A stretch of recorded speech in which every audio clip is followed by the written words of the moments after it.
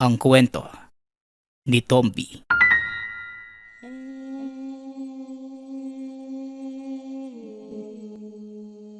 Ang kwentong ito ay hango sa totoong buhay. Mula ito sa isa nating tagapakinig. Karanasan ito ni Luis. Walang eksaktong taon. Probinsya ng Aklan. Nang mga panahong ito, napadpad sa Aklan ang pamilya ni Luis matapos makaranas ng kababalaghan sa pinanggalingang bayan. Hindi lilipas ang buwan na walang nagkakasakit. Madalas may nakikitang anino sa paligid. Mas naging malala kalaunan nang siya mismo ang makaramdam na matinding pananakit ng katawan. Ilang araw itong naparalisa na hindi nalalaman ang dahilan. Pinagamot at ang sabi ng albularyong tumingin, tinamaan siya ng tigalpo. Naging maayos naman ang pamumuhay sa bagong nilipatan. Kahit hirap sa aspetong pinansyal, may nakakain naman dahil merong maliit na lupaing sinasaka. Kaso nga lang, kulang ang salapi para sa ibang gastusin. Pahinto-hinto sa trabaho si Luis, na isa lamang construction worker. Natapos ang kontrata noong nakaraang linggo, kaya eto siya ngayon. Naghahanap muli ng mapapasukan. Sa ilalim ng tirik na araw, binaybay ni Luis ang kahabaan ng daan. Sa kalagitnaan, natanaw ang grupo ng kabataang binabato ang isang matanda. Kilala niya ang mga ito. Mga siga-sigaan sa lugar. Dali-dali itong lumapit. Sinita para tigilan ang pananakit sa matanda. Kahit ang kapalit, manakaw ang dalang supot na naglalaman ng kaunting pasalubong para sa pamilya.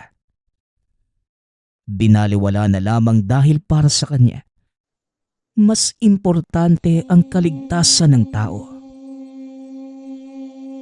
Ayos lang po ba kayo, Manong? Pagpasensyahan mo na yung mga batang yun, ha? Pabaya yung mga magulang eh.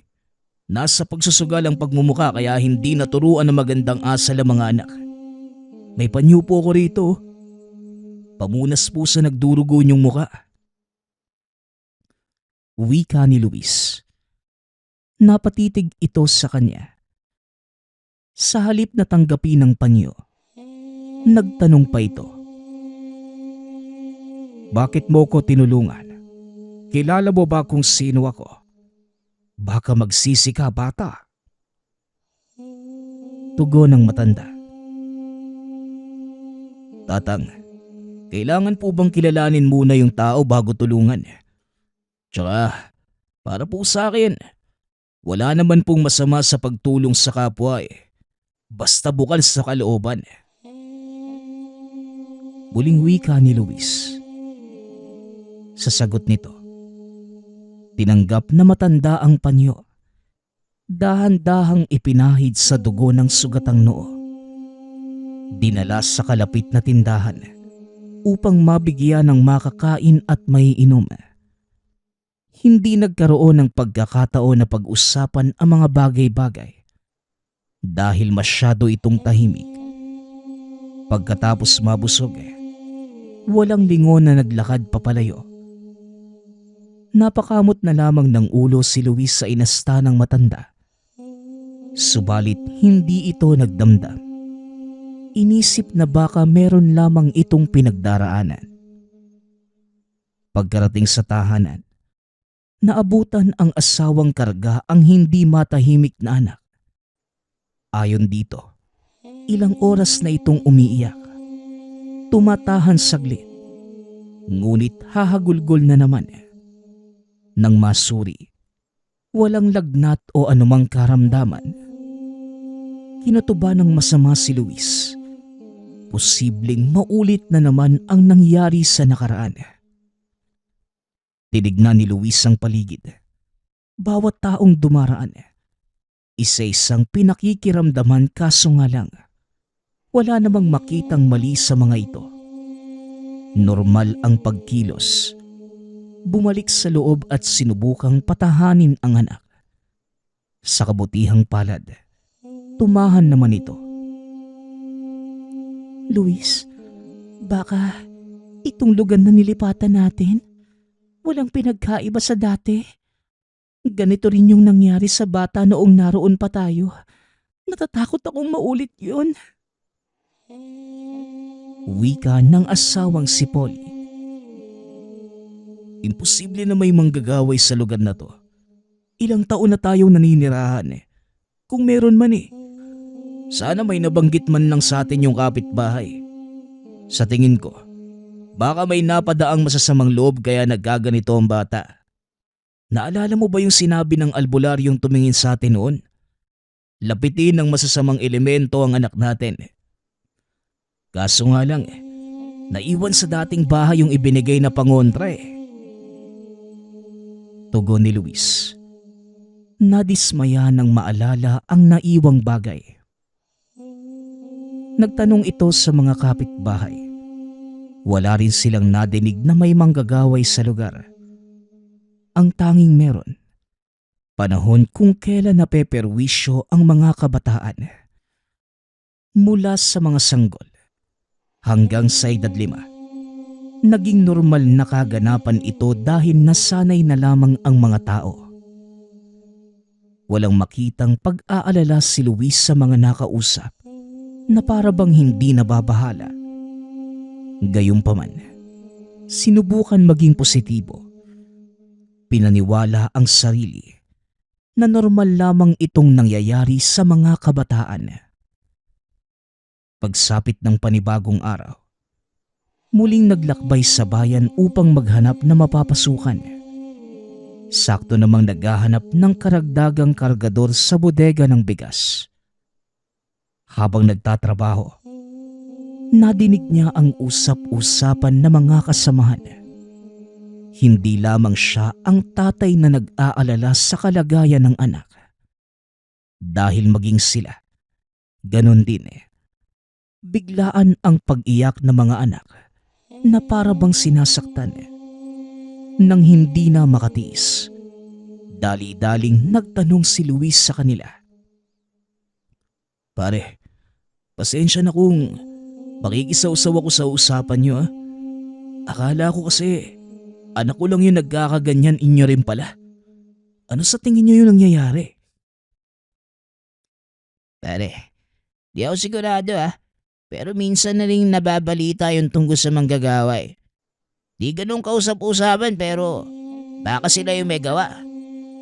Nako, kinikilabutan ako sa tuwing babanggitin. May pagkakataon kasi na nalalamang pinag-uusapan sila. Mga biyasa sa iba't ibang pamamaraan eh. Tugon ng katrabaho. Natawagin na lang natin sa pangalang Samuel. Napatanda pa ng krus pagkatapos sabihin ang salitang manggagaway. Meron din pala sa lugar na to, no? Sa pinanggalingan kong probinsya, madami. Yun nga yung dahilan kung bakit kami lumipat dito eh. Wika ni Luis. Malas mo naman pare. Akalain mo yun? Meron din dito sa nilipatan nyo. Pare, kung ako sa'yo, magdasal na lang talaga tayo. Mahirap kontrahin yung mga yan eh. Kahit namunin mo pa ng bakbakan. Paano ba naman? Sa pamamagitan ng salita na idinadaan sa hangin ng atake, sinong makakailag doon? Tugon ni Samuel.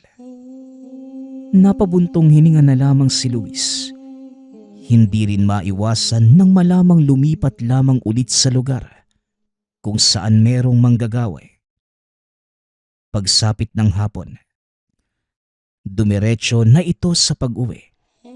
Laking pasasalamat nang malamang bumuti ang kalagayan ng bata. Hindi na muna binanggit sa asawa ang napag-usapan sa trabaho. Ayaw niyang magkasakit ito sa pag-aalala, kagaya dati. Lihim itong naghahanap ng paraan. Ang plano, lumipat sa mas ligtas na lugar. Subalit ngayon sisiguraduhing tuluyang malalayo sa anumang kapahamakan. Paglipas ng mga araw, natapos ang pagtatrabaho sa bodega ng bigas. Humina ang negosyo gawa ng bagong may-aring baluktot ang pamamalakad. Kaya muli na namang naghanap ng malilipatan si Luis. Isinabay na rin ang pagtatanong-tanong ng murang paupahan. Sa paglilibot, nakarating ito sa karatig bayan. Nakasalubong ang matandang tinulungan noong araw pero ang ipinagtataka niya, umiiwas ang bawat taong nakikita. Maliban sa kanya, na walang ideya sa nangyayari. Kahit naguguluhan, sinundan pa rin. Napatigil lamang ito nang huminto sa paglalakad ang matanda. Talagang hindi mo ko tatantanan ano? Ikaw lang ang taong walang takot na lumalapit sa akin. Bakit ba? Diretsahang tanong na matanda. Manong, may dapat ho ba ako ikatakot sa inyo? Kung tutuusin nga, parang tatay ko rin kayo eh. Magkasing edad kasi kayo ng yumao kong tatay. Tugon ni Luis. Talagang walang pinipiling edad ang pagiging mangmang sa mga bagay-bagay ano? Mahina ba ang kukote mo para hindi maintindihan ang nangyayari sa paligid? Tanong na matanda. Napatingin si Luis sa mga taong dumaraan. Lumilihis ang mga ito sabay nagmamadali. Magsasalita na sana. Kaso biglang nawala ang matanda. Hinanap niya ngunit hindi naman makita. Wala ring mapagtanungan. Dahil maging siya ay pinagtitinginan na rin ng mga tao. Umalis na lamang para makaiwas. Sa paglipas ng panahon, natigil naman ang pamemerwisyo. Walang nakakaalam ng eksaktong dahilan.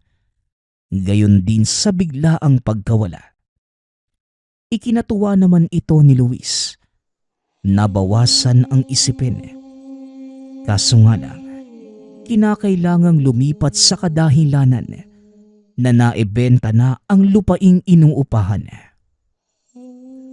Dumayo ito sa karatig bayan. Nagbabaka sakaling may mahanap. Pinalad na magkaroon ng maayos na silungan. Sa alok ng pamilya ni Mang Paeng, naging mabuti naman ang kanilang pamumuhay. Alagang-alaga pa dahil dinadalhan sila minsan ng makakain. Imbitado rin sa bawat okasyon. Sa katunayan, nasa baluarte ng kaanak ni Mang Paeng ang pamilya ni Luis. Iilang bahay lamang ang meron sa lugar. Ngunit lahat ng nakatira, kadugunan ng matanda.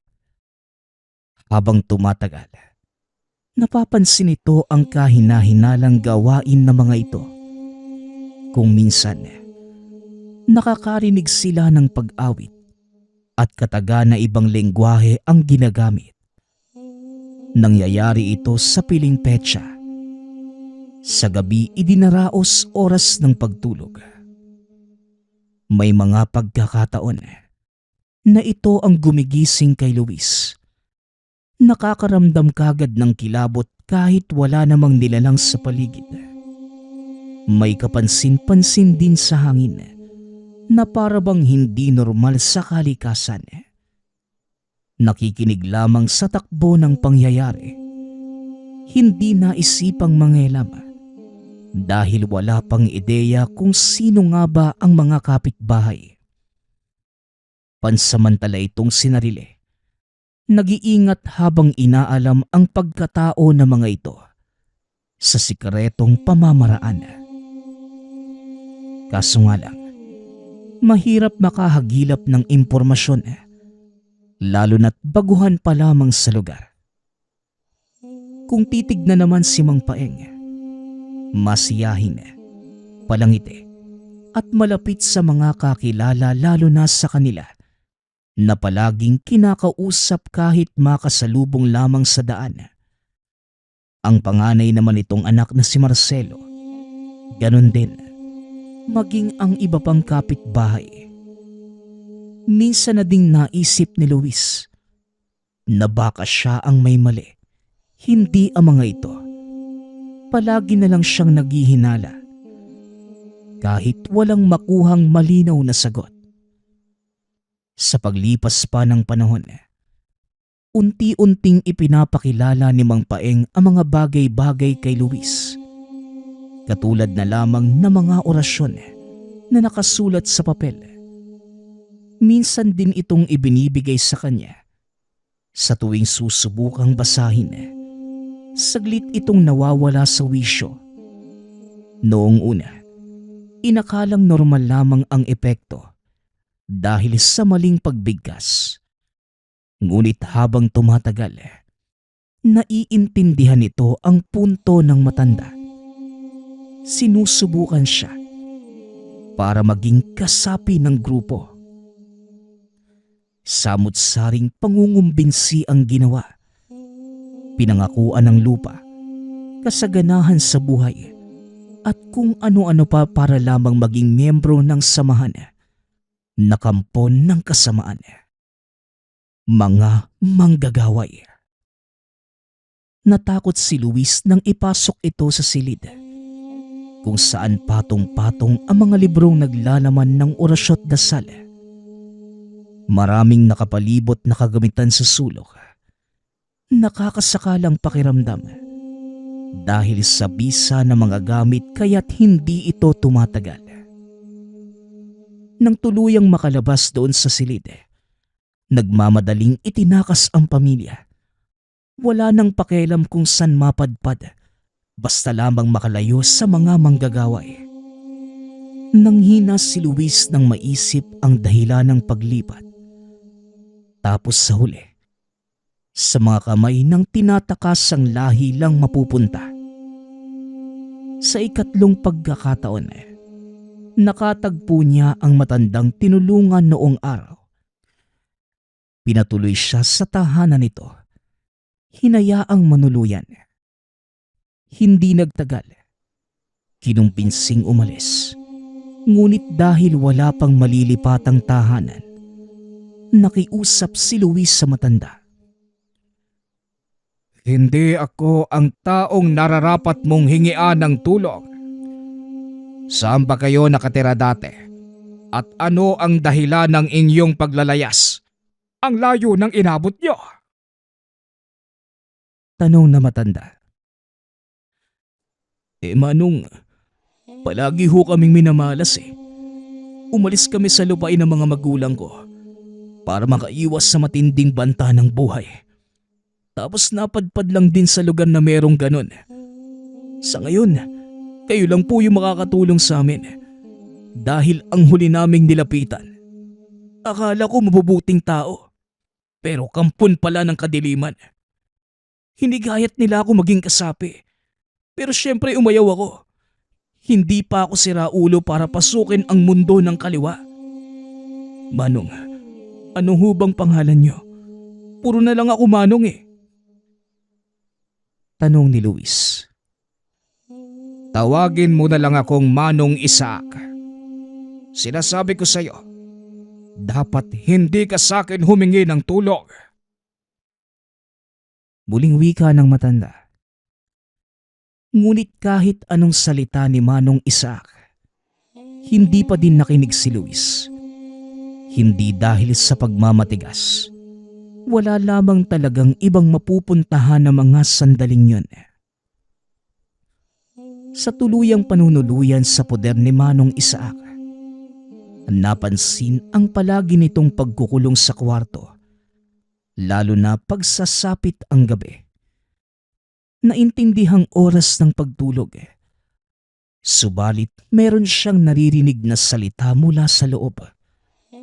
Kung minsan, naiisip na baka katulad ng grupo ni Mang Paeng.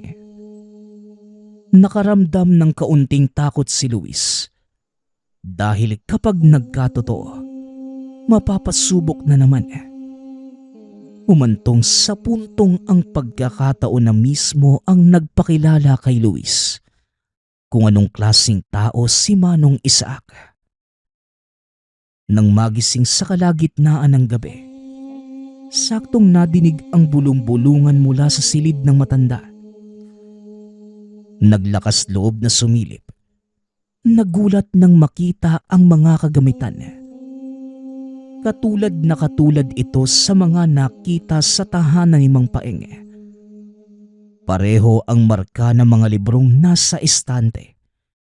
Ngunit ang ipinagkaiba nga lang, ang medalyong kasalukuyang dinadasalan. Sa kabila nito, hindi natakot ang naramdaman ni Luis. Napuno ito ng pagtataka. Maingat siyang lumayo upang hindi makaistorbo. Kinabukasan, kusa na itong nagtanong sa matanda. Manong Isaac, pasensya po pero nakita ko mismo yung ginagawa niyo kagabi. Ilang beses ko na kasing napapansin eh. Kaya hindi ko maiwasang mapasili para masagot ang kuryosidad. Manong, isa ka po bang manggagaway?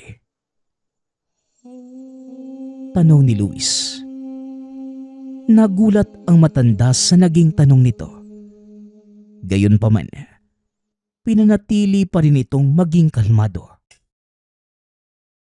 Siguro, naiintindihan mo na kung bakit palagi kong sinasabi sa'yo na hindi ako ang dapat hinihingian mo ng tulong. Wika ni Manong Isaac. Pero, meron ho ko nakitang medalyon. Ibig sabihin lang, alagad pa rin kayo ng kabutihan. Tama po ba ako? Ikaw ang bahala kung ano ang gusto mong isipin. Siya nga pala, aalis ako dahil may sasadyain sa kabilang lugar. Huwag kang mag-alala. Kahit wala ko, walang makakalapit na kasamaan sa inyo. Basta hindi pakikelaman ng kwarto ko. Wika ni Manong Isaac. Nang ang pamilya na lamang ni Luis ang naiwan, hindi pa rin nagpakampante kahit sinasabing protektado. Nitong nakaraang araw ay napansin ang kasapi ng grupo ni Mang Paeng sa malapit. Merong hinahanap. Hindi man sigurado kung sila ba, ngunit minabuting maging handa sa posibilidad. Ipinagliban ang paglabas. Kaso nga lang, nakakalusot kung minsan ang kasamaan. Malalakas na katok sa pinto ang pumukaw sa atensyon ni Luis. Dali-daling binuksan sa pag-aakalang si Manong Isaac, kaso si Mang Paeng mismo ang bumungad. Nagulat din ito sa pagkakita sa kanya. Tignan mo nga naman. Nandito lang pala ang hinahanap natin. Hulihin niyo ito. Pati ang asawa at anak niya. Wika ni Mang Paeng. Nanlaban si Luis ngunit walang naging panama sa lakas ng mga kalalakihan. Pasimpleng dinampot ang isang taong gulang na anak, maging ang asawa. Kinaladkad din siya ng mga ito at ibinalik sa tahanan ni Mang Paeng. Iginapos sa bangko habang pinarurusahan sa bawat maling sagot. Isang tanong, isang sagot. May pinagsabihan ka ba sa aming sikreto? Nilusob kami ng mga antingero. Marami sa amin ang nawala. Kaya ngayon umamin ka. Nagsumbong ka ba? Ikaw at ang asawa mo lang ang nakakaalam ng tungkol sa amin. Tanong ni Mang Paeng. Hindi. Wala akong pinagsabihan. Ipakialam ko ba sa inyo? Umalis kami para makatakas sa kasamaan. Hindi para ipagkalat kung anong klase ng tao kayo. Tugon ni Luis. Ngunit malakas na sapak ang dumapo sa mukha nito. Pagkatapos, dali-daling inilapit ang mukha sa tenga. Binulungan ng mga kataga, dahilan para tuluyang mawala ang kamalayan. Nagising bandang hating gabi. Muli na namang narinig ang sabayang pagbigkas ng mga salita sa grupo ng mga kalalakihan. Habang tumatagal sa pakikinig, unti-unting nahilo si Luis. Gayon din ang asawa. Nag-aalala ang dalawa sa kapakanan ng anak. Wala silang ideya kung nasan ito. Sa kabila ng nararamdaman, buong lakas na sumigaw para makuha ang atensyon ng samahan. Hindi naman ito nabigo. Dahil kagad lumapit si Mang Paeng. Muli na naman itong nakatanggap ng malutong na suntok sa mukha. Nasa kalagitnaan kami ng pagpapalakas ng kargada. Kaya huwag kang mag-ingay. Kung ayaw mong masakta ng higit pa rito. Wika ni Mang Paeng. Mang Paeng, nasan ho yung anak ko? Kumusta ho siya? Huwag niyo ho siyang sasaktan. Tugon ni Luis. Nasa pangangalaga ng asawa ko ang bata. Nakatulog na siya. Nasa mabuting kalagayan. Muling wika ni Mang Paeng. Hindi naniwala si Luis dahil sa paraan ng pagngiti nito ng nakakaloko.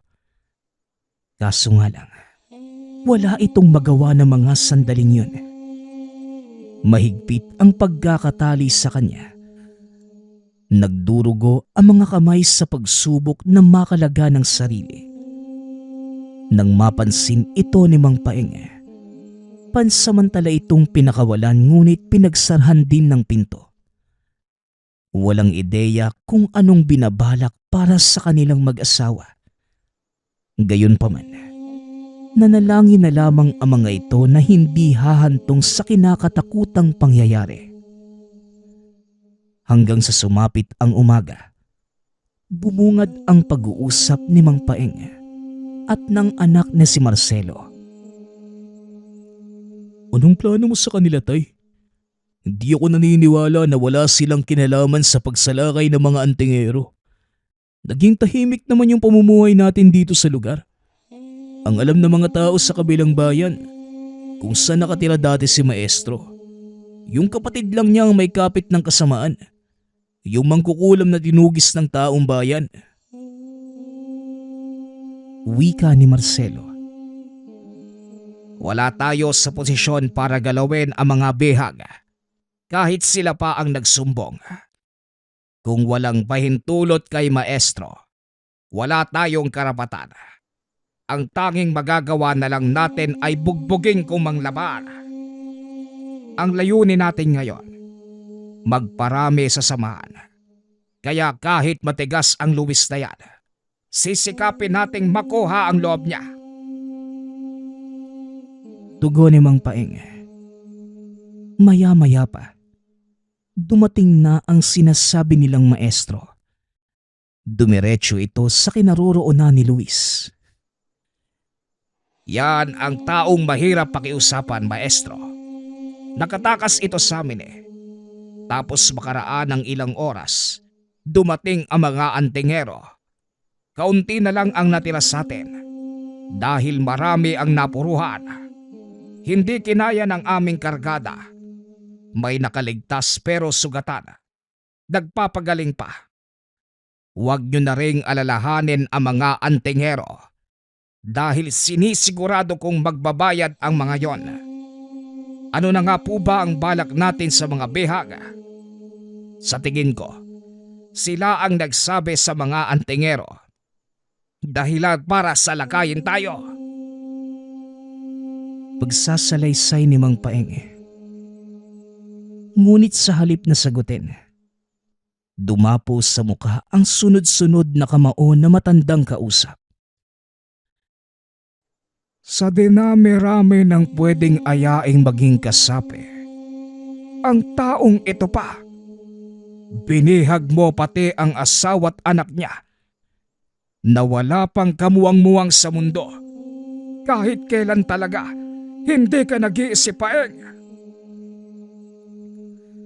Sigaw ng maestro. Umalingaw-ngaw sa bawat sulok ng silid ang boses ng maestro. Nagulat naman si Luis nang mag-angat ng tingin dahil ang maestrong tinutukoy nila walang iba kundi si Manong Isaac. Kaya palagi tayong pumapalpak dahil wala ka nang nagawang tama, Paeng. Ang sabi ko, ang iimbitahan natin, yung mga taong kulang sa paniniwala sa kalangitan, hindi yung taong malakas ang pananalig sa kabutihan. Wika ni Maestro Isaac. Sadali lang, maestro. Kilala mo ba ang taong ito para magsabi ka ng ganyan? Kaya pala naabutan ko sila sa tahanan mo. Maestro, hindi ko sinasadya. Wala akong alam. Tugon ni Mang Paeng.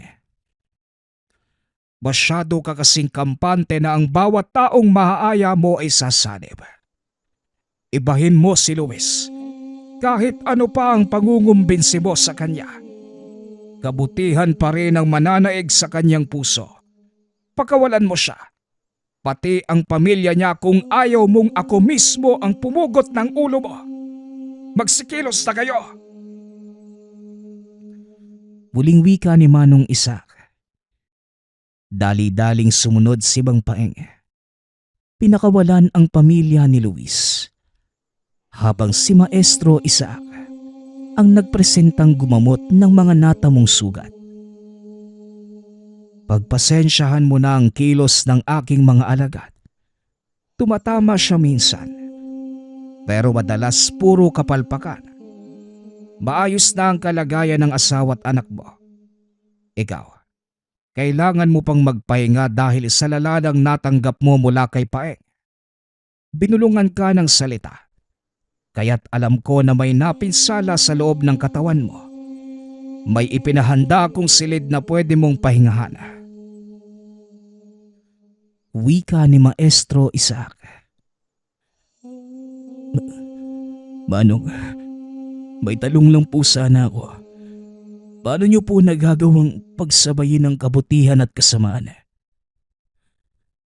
Tanong ni Luis. Pasensya na, Luis, pero hindi kita mabibigyan ng sagot. Masyadong personal at ang ganitong bagay sana, hindi mo na dapat tinatanong. Kaya mo namang tumayo siguro, ano? Halika, dadalhin kita sa pinahanda kong kwarto. Wika ni Manong Isaac. Nang mga sumunod na araw, naging magaan na ang pakikitungo ng mga alagad ni Manong Isaac sa kanila. Lalong-lalo na si Mang Paeng. Paulit-ulit itong humihingi ng paumanhin sa nagawang pagkakamali sa kanya. Mapagpatawad namang tao si Luis, kaya kagad din silang nagkaayos. Nanatili pa sila sa baluarte ng mga manggagaway. Nasaksihan ang iilang gawaing mahirap intindihin. Madalas ang pagdarasal na ayon sa mga ito, pagkakarga sa mga gamit at pagpapalakas. Nagtitipon din sa piling araw at oras para sa isang ritual. Dito, wala nang ideya si Luis kung ano ang eksaktong ginagawa dahil sa tagong silid nangyayari. Bawal sila sa bahaging yun, kaya't hindi na lumalapit. Minabuti na lamang na sumunod upang manatiling ligtas ang pamilya. Hindi tiyak ang kaligtasan sa lugar, lalo pat may kapit ng kasamaan ang mga nakapaligid. Dumaan pa ang ilang mga araw. Pinayagan na silang makauwi. Si Manong Isaac pa mismo ang nagbigay abiso pagkatapos masuri ang kalagayan ni Luis. Dahil walang sapat na pera para makabili ng lupa't bahay, ibinigay ng matanda ang maliit na loteng pagmamay-ari sa karatig bayan. Doon sila nagsimula muli ng panibagong buhay. Ilang taon ang lumipas. Unti-unting nakakalimutan ni Luis ang pangyayari sa poder ng mga manggagaway. Abala ito sa pagtatrabaho at pag-aasikaso ng pamilya. Kaya nawala na ito sa isip. Kaso nga lang, nitong mga nakaraan, namataan sa bayan si Mang Paeng. Wala naman itong kasama. Normal ang mga ikinikilos at nakisiksik sa kumpulan ng mamimili. Sa dami ng tao ay hindi malapitan. Magtatanong sana at mga ngamusta. Kaya napagpasyahan na babalikan na lamang kinabukasan. Ngunit hindi na ito mahagilap. Kasabay nito ang pagpapatuloy ng taong naligaw. Nagpakilala ang binata sa pangalang Anjo. Mas bata sa kanya ng 10 taon. Masyado ding nakakaantig ng damdamin ang kwento sa buhay.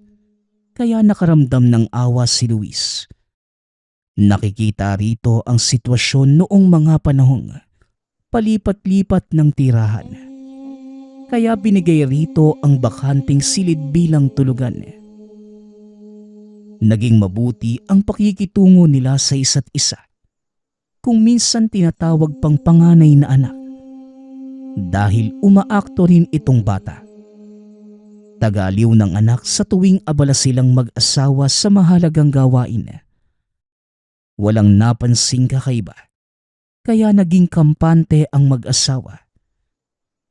Subalit hindi lahat ng inosenteng muka ay kabutihan ang alam. Dahil minsan, meron itong nakatagong panlilinlang. Tumagal lamang na mahigit 1 buwan si Anjo. Nagpaalam din pagdating ng araw dahil susubukang bumalik sa tunay na pamilya. Hindi naman ito pinigilan ni Luis. Hinatid pa niya ito sa sakayan. Ngunit pagsapit ng gabi, dito na nagsimulang magbago ang pakiramdam ng nag-iisang anak. Iyak ito ng iyak habang panay ang turo sa tiyan. Hindi nagtagal. Walang tigil ang pagsusuka. Purong laway lamang ang lumalabas sa bibig at may napakabahong amoy. Sa puntong ito, naalala ang sinabi ng albularyong nilapitan noong araw. Hindi nalalayong biktima na naman ng manggagaway. Nanghina ang bata. Kalaunan, nawala ng malay. Dinala ito sa kalapit na pagamutan. Pansamantalang naagapan ngunit hindi pa tuluyang magaling. Inilabas din ni Luis dahil hindi magagamot ng siyensya ang ganitong karamdaman. Naglakbay ito. Naghanap ng albularyo na kayang agapan ang kalagayan ng bata. Kaso nga lang, wala itong matagpuang manggagamot sa lugar. Ang sabi ng napagtanungan, sa kabilang bayan pa na masyado ng malayo. Ilang oras pa ang bibilangin bago makarating. Gayunpaman, wala pa ring pagdadalawang isip na binaybay ni Luis ang kahabaan ng daan. Sa kabutihang palad, nakasalubong niya ang taong makakatulong sa sitwasyon. Walang iba, kundi si Manong Isaac. Isinilaysay ni Luis ang nangyari sa anak. Wala namang reklamong sumama ang matanda sa tahanan upang personal na masuri ang kalagayan. Ganun na lamang ang paghingang malalim nang makilala ang pamamaraan. Sa kabila nito, isinentabi na muna ang mga nalaman. Inuna ang kaligtasan ng bata. Dahan-dahang ipinatong ni Manong Isaac ang hinlalaking daliri sa noo ng bata. Gumuhit ng tanda ng krus. Pagkatapos, Nag-usal na mga kataga at muli na namang gumuhit ng krus sa noo. Inulit-ulit ang prosesong ito sa loob ng ilang segundo. Hindi dito nagtatapos. Humingi ito ng isang baso ng tubig kay Luis. Binasbasan at saka pinainom sa bata. Nang maglaon, unti-unti nang humupa ang kalagayan. Nakuha na nitong tumawa. Manong Isaac, ilang beses yun ang isinasalba ang buhay ng pamilya ko. Siguro, itinidhana po kayo para sa amin, oh. Biruin nyo, sa oras na nangangailangan ako ng tulong, kayo pa rin po yung nariyan. Hindi ko na alam kung paano kayo pasasalamatan eh. Wika ni Luis. Nagkataon lang ang lahat, iho. Hindi ako mapirming tao. Palaging naglalakbay sa kung saan. Kaya posibleng magkakasalubong tayo. Tsaka, ipagpasalamat mo na lamang sa kalangitan na kahit papano may naitulong ang katulad kong kampundi ng kasamaan. Tugon ni Manong Isaac. Hindi, Manong. Miyembro man po kayo ng grupong manggagaway. Hindi naman po may tatangking nangingibabaw pa rin yung kabutihan sa inyo. Kung masama kayo katulad ng iniisip nyo, hindi mo na ho kami tutulungan at paglalaanan ng oras. Doon pa lang po sa pagkulong ni Mang Paing sa amin, pwede mo na siyang utusan na tapusin kami. Pero hindi nyo ho ginawa. Huwag nyo na po kasing itanggi. Mabuti po kayong tao kahit na pumanig pa kayo sa kaliwa. Muling wika ni Luis. Naging madamdami naman ang dating ng salita niya para kay Manong Isaac. Sa katunayan, isa talaga itong antingero na ang tanging layunin dati ay puksain ang bawat pumapanig sa kasamaan. Mapa elemento man o nilalang. Kahit ordinaryong tao na may masamang hangarin sa kapwa. Kaso nga lang, sa ilang ulit na pagkatalo sa mga nakakalaban, dahan-dahang humina ang paniniwala. Dagdag pa ang impluwensya ng kapatid na mangkukulam. Sa halip na pagbutihin ang tungkulin, bumaling na lamang ito sa kaliwa. Marahil, hanggang ngayon tinatanaw ko pa ring utang na loob ang ginawa mong pagligtas sa akin laban sa mga bata noong araw. Kaya tumutulong pa rin ako sa sitwasyon mo. Hanggang doon lang yon. Huwag mo nang bigyan ng anumang kahulugan. Baybahid ng kasamaan ng pagkatao ko. Ako rin mismo ang nagtayo ng samahan ng mga manggagaway. Kaya malabo yung sinasabi mo, bata. Wika ni Manong Isaac. Kayong bahala, Manong. Itanggi mo man ang paulit-ulit. Hindi pa rin magbabago ang katotohanan. Kilos mo na po mismo nagpapatunay. Wika ni Luis. Ang pag-uusap na ito ang gumawa ng daan upang dahan-dahang pumukaw sa pagkaligaw ng landas ni Manong Isaac. Napaisip ang matanda. Tinitimbang ang mga bagay-bagay. Kalaunan, tinipon ang nasasakupan upang bawian ng bisa ang mga kaalaman sa pagiging manggagaway. Hindi na niya pinaalam sa mga ito kaya't naging matagumpay ang ginawang pagbawi. Binura sa alaala ang mga maling gawain. Isa-isa silang pinakawalan. Pinauwi sa tahanang kinabibilangan.